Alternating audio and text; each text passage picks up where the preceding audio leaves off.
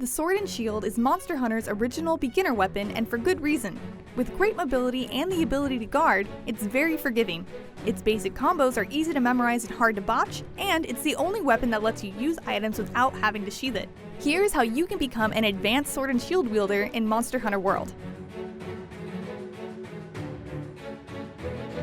First things first, the weapon controls in your Hunter's Note aren't a bad place to start. Press triangle or Y for standard attack, circle or B for special attack, and the two attack buttons together for an advancing slash.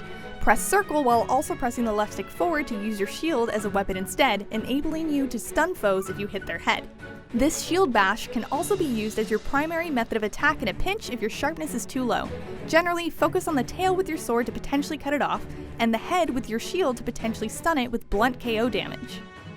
You can string these attacks together easily like this. Triangle and circle together, triangle, triangle, triangle, circle, circle, and really any combination of those together. You can dodge out of this string or block at just about any time. Though keep in mind that blocking with this little shield won't provide as much damage or knockback reduction as the Lance's or Charge Blade shield, but it's still a very handy panic button. Mid-combo, after performing any of these attacks, holding back the L stick and pressing circle performs a back step.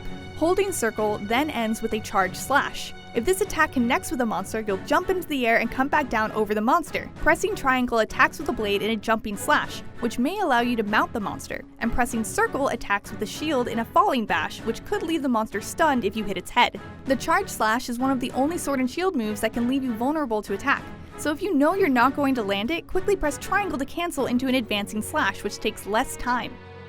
Lastly, there's some natural terrain like the Ancient Forest mushrooms that lets you perform a special aerial attack if you press triangle and circle together while facing it.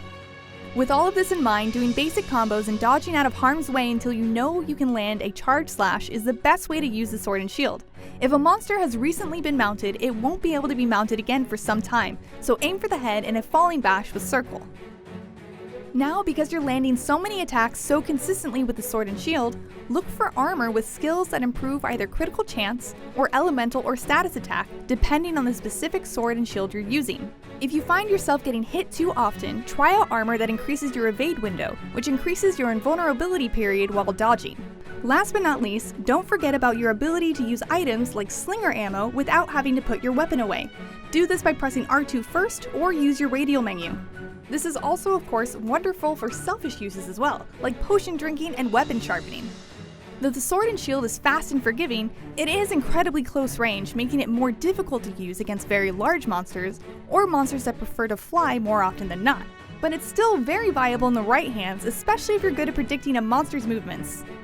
That's about it for the sword and shield in Monster Hunter World. Thanks for watching! If you have any questions, or if you found this video to be helpful, definitely let us know in the comments. For more on Monster Hunter World, don't miss our other weapon tutorials or a review, and for everything else, stick with IGN.